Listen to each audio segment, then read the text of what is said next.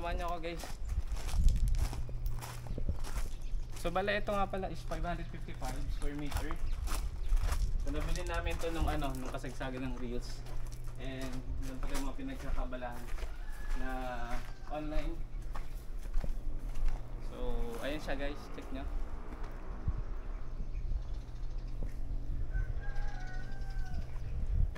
So itong bahay siguro nasa approximate na sa 100 square meter.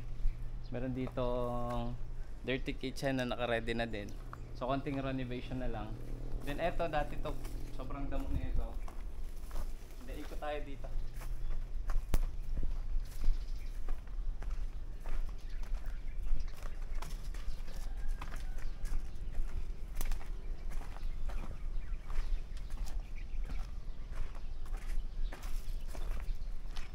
Ayan, so ito yung pinakalikod. So pwede dito maglagay ng basketball court or pwedeng parking ng sasakyan or pwede ring isa pang bahay dito sa may likod. So kakatapos lang nito itong pinaka bakod. Ayan, so medyo malaki din yung nagastos ko sa pampabakod ng property pero okay lang guys. So yun, and maglilinis lang kami. Sobrang dami ng mga damo. So mga 2 months din kami dito hindi nakabalik. So guys, itur ko lang kayo saglit sa loob. So ano lang to, for renovation. So tara samahan niyo kami. So ito yung dirty kitchen. So i-renovate pa to. Yes, maluwang dito siguro. And then ito yung pinakaloob. Ayan. And ito yung CR, kitchen, and then meron itong dalawang room. Siguro ito yung mga master bedroom sa kanya. Ayan. So konti lang na medyo madumi, kaya dito kami syempre lilinisin namin. Return doon. Pero palalagyan namin renovation talaga. Pati bintana papalitan namin. Then ito naman yung isa, kabila.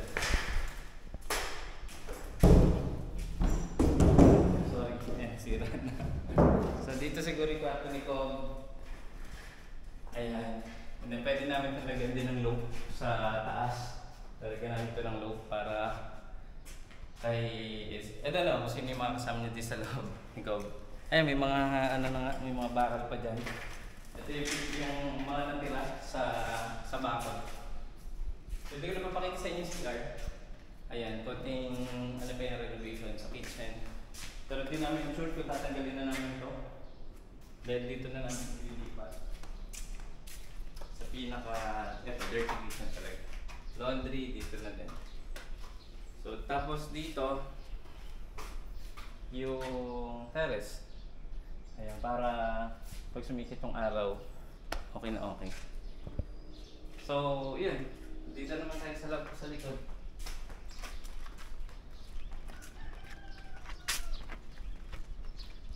So guys, ito napakalong nito, siguro kalahati na ito, nasa 250 square meter. And then ito, ano pa dito, puno ng kawayan. So pinatanggal ko na yung kawayan na yan. Actually, sa likod na ito, covered pa to. Ito, pakita ko sa inyo.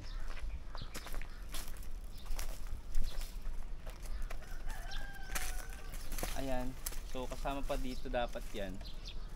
Kaso nga lang, medyo nahirapan na yung magbabakod, kaya in-adjust ko na lang dito. Pero doon, hanggang doon pa yung lupa sa may likod. So ayan, so hanggang doon. Tapos yung mga puno, hindi ko na din pinasama kasi dapat ilalabas ko na siya. Pero sayang kasi malamig din yan at the same time, 'di ba, pag malakas yung hangin. So nako-cover din yung pinaka bahay, protected din siya. So dito, iniisip ko kung lalagay ko, pwedeng basketball court, pwedeng apartment, 'di ba? Soon mali natin, 'di ba? Pwedeng apartment dito. And yun lang guys. So gagawin namin is maglilinis na kami. So yun lang guys, maraming salamat. So tatanggalin lang namin yung mga damo-damo.